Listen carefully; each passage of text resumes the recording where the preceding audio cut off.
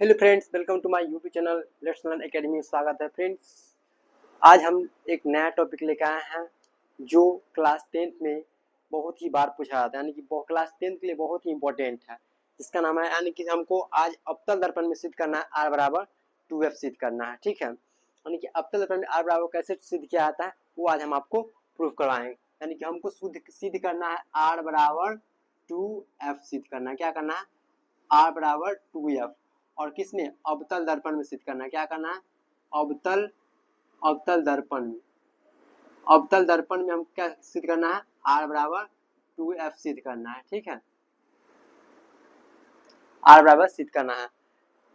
यहाँ से फिर आज का जो क्लास है फ्रेंड्स, यहाँ से आपको 5 से 7 नंबर क्लास 10th यानी कि मैट्रिक बोर्ड एग्जाम में पूछेगा।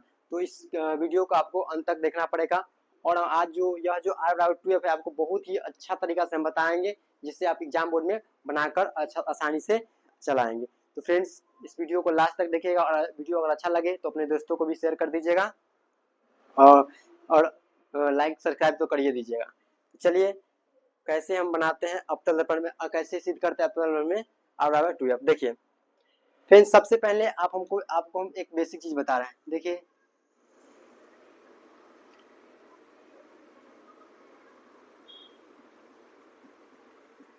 देखिए, यह जो हम बना रहे हैं आपको कुछ समझ में आ रहा होगा। यह क्या है? यह एक गोलीय दर्पण है। क्या है? गोलीय दर्पण है। यह सेंटर हो गया, यह ध्रुव हो गया। ठीक है, यह क्या है? गोलीय दर्पण है। ठीक है, गोलीय दर्पण में जो बाहर से क्लय किया रहता है उसको हम लोग क्या बोलते हैं? अवतल दर्पण। और जो अंदर से क्लय किया रहता है उसको हम लोग क्या बोलते हैं? उत्तल दर्पण बोलते हैं। यह क्या है? अवतल दर्पण है। क्या है? अवतल दर्पण है। अवतल दर्पण है। और यह क्या है? यह है उत्तल दर्पण। क्या है? उत्तल दर्पण है। आप लोग पढ़े होंगे, जब ये चैप्टर पढ़े होंगे शुरू में, तो पता होगा कि इसको जो बाहर से क्लय किया रहता है उसको हम लोग क्या बोलते हैं? अवतल दर्पण। और जो अंदर से क्लय किया होता है उसी को हम क्या बोलते हैं? उत्तल दर्पण बोलते हैं। और और पूछा कि गोलीय दर्पण की वक्रता त्रिज्या क्या होती है। तो यहाँ पे देखिए, यहाँ सेंटर से पी की दूरी क्या होती है? r। और ये भी r क्या हो जाएगी, यानी कि इसकी जो वक्रता त्रिज्या होती है 2r होती है। यह ऑब्जेक्टिव में पूछा जाता है कि गोलीय दर्पण की वक्रता त्रिज्या क्या होती है, तो याद कर लीजिए क्या होता है? 2r होता है। तो फ्रेंड्स, आशा करते हैं आपको समझ में आया होगा।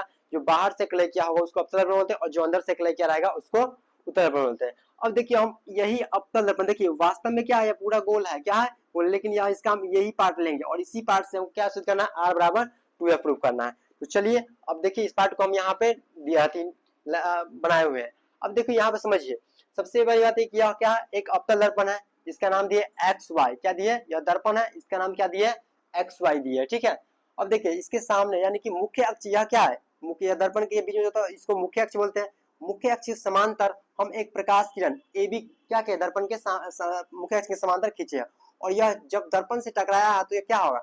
जानते हैं कि जब भी कोई प्रकाश किरण मुख्य अक्ष के समांतर जाएगी तो वह दर्पण से परावर्तन यानी कि दर्पण से टकराने के बाद कहां पे जाएगी? जहां पे भी जाएगी वह फोकस कहलाएगी। उसका क्या है? यानी फोकस पर फोकसित होती है। तो देखिए, यह जो प्रकाश किरण और जो प्रकाश किरण जाती है उसको हम लोग क्या बोलते हैं? आपतित किरण बोलते हैं। क्या बोलते हैं? आपतित किरण। और देखिए, यह दर्पण से टकराने के बाद कहां पे जा रही है? फोकस पे। और जो फोकस पे चली जाती है, यह जो टकराने के बाद वापस जाती है उसी को हम लोग क्या बोलते हैं? परावर्तित किरण बोलते हैं। क्या बोलते हैं? परावर्तित। यानी कि जो किरण जाएगी उसको आपतित और जो टकराने के बाद वापस आएगी उसको क्या बोलते हैं? परावर्तित किरण बोलते हैं।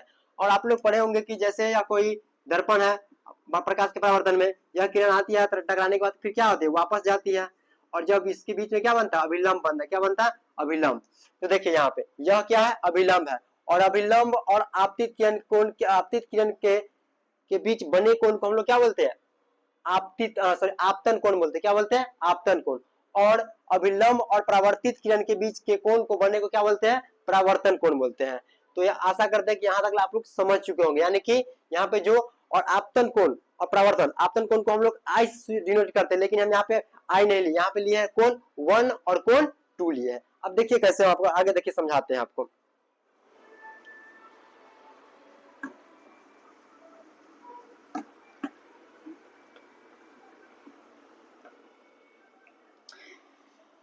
देखिए, आप लोग पढ़े होंगे कि प्रकाश के परावर्तन में क्या होता है? आपतन कोण का मान क्या होता है? परावर्तन कोण के बराबर होता है। आपतन कोण का मान क्या होता है? परावर्तन कोण के बराबर होता है। तो देखिए यहाँ पे सबसे पहले देखिए यहाँ पे जो है यह क्या है? कोण, यह जो 1 है वह क्या है? आपतन कोण है और टू क्या है आपतन कोण, और ये क्या है परावर्तन कोण है। तो यहाँ पर हम लिखेंगे, यहाँ पे लिखेंगे परावर्तन के नियम से, क्या लिखेंगे, परावर्तन के नियम आप लोग पढ़े होंगे। परावर्तन के नियम क्या होता है, आपतन कोण का मान क्या होता है, परावर्तन कोण के बराबर होता है। आपतन कोण क्या है, कोण 1 है और परावर्तन कोण क्या है, कोण 2 है। तो यहाँ पर हम लिखेंगे कोण 1 बराबर कोण 2, इसको समीकरण क्या मान लेंगे, 1 मान लेंगे, समीकरण इसको क्या मान लेंगे, 1 मान लिए। अब देखिए पुनः, अब देखिए यहाँ पे आप लोग जानते हैं कि जब दो समांतर रेखा को एक अन्य रेखा अगर उसको प्रतिच्छेदी करती है तो उसके अपोजिट साइड का कोण क्या होता है, बराबर। यानी कि यहाँ पर अगर ये कोण है तो यह बी के क्या होगा, इसको बी ने दे दिए तो ए के बराबर क्या हो जाएगा, कोण ए के बराबर क्या होगा, कोण बी होगा, ठीक है ना। ये जानते हैं। यह क्या होता है, यह होता है एकांतर अंतः कोण से होता है, क्या होता है, एकांतर अंतः कोण से होता है। तो यहाँ पर हम लिखेंगे पुनः एकांतर अंतः कोण से, एकांतर अंतः कोण से क्या होगा, देखिए यहाँ पर यह क्या है, यह एक रेखा है और यह एक रेखा है और इसको क्या कर रहा है, यह प्रतिच्छेदी कर रहा है। तो यहाँ पे जो प्रतिच्छेद कर रहा है यानी कि कोण 1 बराबर क्या हो जाएगा, कोण 3, यानी यह अपोजिट है इसका, कोण 1 के अपोजिट क्या है, 3 है, तो यह इसके बराबर हो जाएगा, क्या हो जाएगा, इसके बराबर। तो यहाँ पे लिखेंगे हम कोण 1 बराबर क्या हो जाएगा, कोण 3 हो जाएगा, क्या हो जाएगा 3, इसको समीकरण क्या मान लेंगे, 2 मान लेंगे, क्या मान लेंगे, इसको समीकरण 2 मान लें। अब समीकरण 1 और 2 आ गया तो दोनों को क्या करेंगे, अधिक करेंगे। तो यहाँ पे लिखेंगे समीकरण फर्स्ट एंड, समीकरण 1 और 2 से, 1 और 2 से हमको देखिए क्या प्राप्त होगा, 1 और 2 से क्या आ जाएगा, देखिए ये इसको क्या बोलते हैं, LH, यानी कि बराबर के इस साइड को क्या बोलते हैं, LHS बोलते हैं और बराबर के उस साइड को क्या बोलते हैं, RHS। तो इसका LHS क्या है, बराबर, दोनों कट जाएगा। तो यहाँ पर हम लिख सकते हैं कोण 2 बराबर क्या हो जाएगा, कोण 3, क्या हो जाएगा, कोण 2 बराबर कोण 3 हो गया, यानी कि कोण 2 बराबर क्या हो गया, कोण 3। अब यहाँ पे एक चीज समझिए, देखिए इस फिगर से हम एक त्रिभुज को ला रहे हैं यहाँ पर, ठीक है,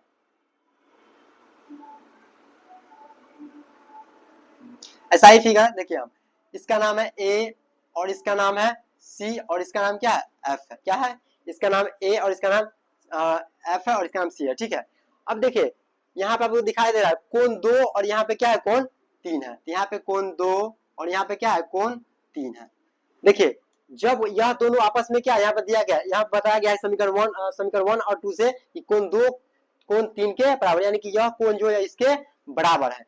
तो आप जानते हैं कि किसी भी त्रिभुज का अगर 2 कोण बराबर होता है वह त्रिभुज क्या कहलाएगा, समद्विबाहु बाहु त्रिभुज कहलाता है, क्या कहलाता है, समद्विबाहु बाहु। और समद्विबाहु बाहु त्रिभुज का 2 भुजा क्या होता है, बराबर होता है, यानी कि कोण 3 के सामने का भुजा, कोण 3 के सामने का भुजा क्या है, AF, क्या है, AF, और कोण 2 के सामने का भुजा क्या है, CF, यानी कि यह जो दोनों भुजा क्या होगा, आपस में बराबर होगा। समद्विबाहु त्रिभुज का अगर 2 कोण जब आपस में बराबर होता है तो उसकी 2 भुजा उसके सामने का भुजा क्या होगा, आपस में बराबर होगा, उस कोण के सामने का भुजा क्या होगा, आपस में बराबर होगा। तो वही यहाँ पर हम आप लिखेंगे चूंकि त्रिभुज ए क्या है, त्रिभुज ACF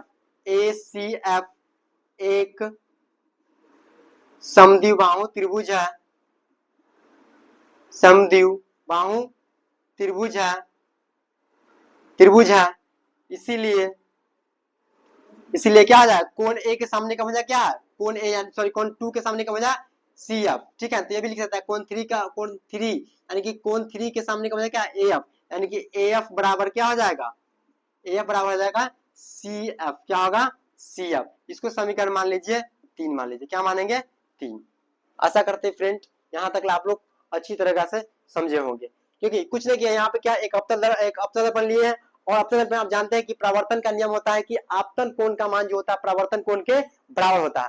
हम यहाँ पे आपको बता दें कि आपतन कोण क्या होता है, यानी कि जब एक किरण आती है दर्पण से टकराएगी, देखो फोकस पे जाएगी, तो देखिए आती हुई किरण है, तो ये क्या हो गया, आपतित किरण, और आपतित किरण और अभिलंब के बीच जो कोण बनता है उसको आपतन कोण बोलते हैं, और परावर्तित किरण और अभिलंब के बीच जो कोण बनता है उसको हम लोग क्या बोलते हैं, परावर्तन कोण बोलते हैं। तो यह कोण दोनों आपस में क्या हो जाएगा, बराबर। तो वही लिखा है कोण 1 बराबर कोण 2, किसके, परावर्तन के नियम से। फिर पुनः एकांतर अंतर कोण से, एकांतर अंतर कोण कहने का मतलब है कि जब दो कोई लाइन दो समांतर रेखा होती है उसको कोई अन्य रेखा प्रतिच्छेदित करती है तो उसके अपोजिट साइड का कोण क्या होता है, बराबर होता है। तो वही लिखे है पुनः एकांतर कोण से, कोण देखिए यहाँ पे यह कोण क्या आ जाएगा, 3 के बराबर, यानी कि कोण 1 कोण 3 के बराबर है। तो समीकरण इसको क्या मान लिए, 2। अनदेखा से। अब समीकरण फर्स्ट यानी कि इसका बाएं साइड क्या बराबर है तो कट जाएगा, तो इसके यह क्या हो जाएगा बराबर। समीकरण 1 एंड सॉरी 1 और 2 से क्या के कोण 2 बराबर कोण 3। अब देखिए हम देखें कि यहाँ पे जो त्रिभुज बना हुआ है उसमें 2 और कोण 3 भी है, तो यानी कि वही है, तो कोण 2 3 या दोनों कोण क्या बराबर है। और जब कोई भी त्रिभुज का 2 कोण बराबर होता है उसकी जो सामने का भुजा क्या होता है आपस में बराबर होता है। तो कोण यह कोण 3 के सामने का भुजा क्या है AF और कोण 2 के सामने का भुजा क्या है CF, यानी कि दोनों आपस में बराबर। तो वही आप लिखे हैं क्योंकि त्रिभुज ACF क्या है एक समद्विबाहु त्रिभुज है, इसीलिए कोण AF बराबर क्या हो जाएगा कोण CF हो जाएगा। आशा करते हैं यहाँ तक आप लोगों को अच्छा से समझ में आया होगा। चलिए अब आगे हम बताते हैं। देखिए जैसे अब हम आगे बिठा रहे हैं, ठीक है। देखिए अब देखिए यह जो बिंदु A और P है वास्तव में क्या है, यह बहुत ही नजदीक है। जैसे देखिए यहाँ पे यह क्या है A है और यह क्या है P है। देखिए यह जब यह आएगा यहाँ ऐसे ऐसे आएगा तो वापस में क्या आ जाएगा यहाँ, यानी कि यह दोनों आपस में क्या आ जाएगा, यह बराबर हो जाएगा। यानी क्या हो गया यह बराबर, यानी कि यहाँ और यहाँ पे क्या है F है, क्या है F है, तो यह क्या आ जाएगा, यह जो AF है यह PF के क्या आ जाएगा बराबर हो जाएगा। क्या हो जाएगा, यानी कि यहाँ पे दर्पण हमें इस यानी कि R और PF यहाँ पे जो दर्पण है इसको आपको समझाने के लिए इतना बड़ा किया, लेकिन यह रियलिटी में क्या है, यह दोनों आपस में बराबर है। यह देखिए यह जो पॉइंट है वो आते आते क्या हो जाएगा, यह इसके बराबर हो जाएगा, यानी कि यह जो AF है यह PF के बराबर है। तो हम यहाँ पे लिखेंगे AF बराबर PF, लिख सकते हैं कि नहीं। यह आपस में दोनों क्या है बराबर, क्यों, दर्पण के द्वारा छोटा होने के कारण। यहाँ पे दर्पण का द्वारा क्या है बहुत ही छोटा है, लेकिन हम आपको समझाने के लिए इसको बड़ा करके दिखाए हैं। तो यहाँ पर दर्पण के द्वारा होने के कारण छोटा होने के कारण क्या हो जाएगा, बिंदु A और P जो क्या है बहुत ही नजदीक है, और दर्पण के द्वारा छोटा होने के कारण क्या हो जाएगा A बराबर क्या हो जाएगा PF। तो यहाँ पर हम देखिए कैसे लिख रहे हैं, लिखेंगे पहले चूंकि चूंकि चूंकि दर्पण का द्वारक बहुत छोटा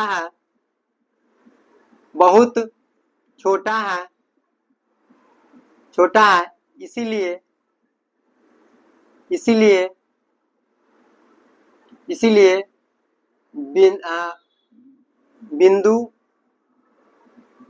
बिंदु A बिंदु P के क्या है, बिंदु A बिंदु P के क्या है बहुत ही P के निकट है, क्या है निकट होगा, क्या होगा निकट होगा। यहाँ पे लिखेंगे यानी कि यह चूंकि दर्पण का द्वारा क्या छोटा है, तो छोटा है तो इसलिए क्या बिंदु A और P के क्या बहुत ही निकट होगा, क्या होगा निकट होगा। तो इसलिए हम लिखेंगे क्या हो जाएगा AF बराबर क्या लिखेंगे AF बराबर क्या हो जाएगा PF, क्या हो जाएगा PF। AF बराबर क्या लिखेंगे PF, इसको समीकरण क्या मान लेंगे 4, क्या मान लेंगे 4। अब यहाँ पे लिखेंगे समीकरण 3 और 4 से। अब देखिए 3 समीकरण का इसका भी LHS बराबर है, तो ये दोनों क्या आ जाएगा कट जाएगा, यानी कि CF बराबर हम लोग क्या लिख सकते हैं, CF बराबर हमको क्या आ गया वैल्यू PF, यही हमको लाना था। अब इसी देखिए यह जो लाया है ना यहाँ से अब हमको अब आसानी से हम लोग सिद्ध कर सकते हैं, या क्या आ गया CF बराबर PF आ गया, ठीक है। अब देखिए यह CF जो आया यह PF के बराबर जो आया यह क्या आ गया समीकरण 3 और 4 से आया है। अब यहाँ पे देखिए C और F और PF यह क्या दोनों आपस में बराबर है, क्या है दोनों में आपस में बराबर। तो क्या हम यह जो P से C की दूरी है, तो P से C की दूरी के बराबर हम क्या लिख सकते हैं, दोनों का जोड़ लिख सकते हैं ना CF और प्लस क्या लिखेंगे CF और प्लस क्या लिख सकते हैं PF, लिख सकते हैं कि नहीं। देखिए यहाँ से P से C की दूरी है, यानी कि यहाँ पे दर्शाया कि CF जो है PF के बराबर है, लेकिन यहाँ पे देखिए दोनों आपस में यह दोनों क्या बराबर है, तो क्या हम P से C की दूरी को ना लिख सकते CF प्लस PF, क्या लिख सकते हैं PF, लिख सकते हैं कि नहीं यहाँ पे CF बराबर PF। तो यहाँ पे हम लिख रहे हैं यहाँ पे, ठीक है। देखिए लिखेंगे अब क्या है PC बराबर क्या लिखेंगे PC बराबर क्या लिखेंगे CF प्लस PF, क्या लिखेंगे CF प्लस PF। अब देखिए यहाँ पे अभी हम लाए हैं थोड़ा देर पहले CF के बराबर क्या है PF, तो क्या हम CF के जगह PF भी लिख सकते हैं कि नहीं। तो यहाँ पे लिखेंगे PC बराबर PF प्लस क्या लिखेंगे PF, लिख सकते हैं कि नहीं लिख सकते हैं। अब देखिए इस दर्पण में देखिए यानी कि यह जो ध्रुव से एफ की दूरी की यानी पी से एफ की दूरी को हम लोग क्या बोलते हैं, फोकस दूरी बोलते हैं। क्या बोलते हैं, फोकस दूरी। और फोकस दूरी को हम लोग क्या सूचित करते हैं, एफ से, तो यह लिख सकते हैं। और पी से सी की दूरी को हम लोग बोलते हैं वक्रता त्रिज्या। क्या बोलते हैं, वक्रता त्रिज्या।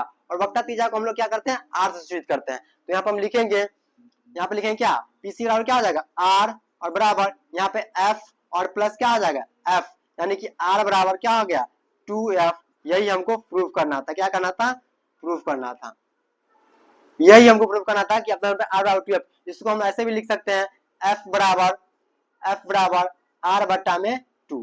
क्या लिख सकते हैं, एफ बराबर आर बट्टा में 2 भी लिख सकते हैं। देखिए कितना आसानी से हम दर्पण बनाए हैं, और फिर दर्पण बनाने के बाद आपको सारा चीज समझाया, और समझाने के बाद कितनी आसानी से हम लोग आर बराबर 2f सिद्ध कर लिए हैं। तो फ्रेंड्स, अगर वीडियो अच्छा लगा होगा तो अपने दोस्तों को शेयर कर दीजिएगा, और चैनल को सब्सक्राइब भी कर दीजिएगा, और लाइक तो सर कर ही दीजिएगा।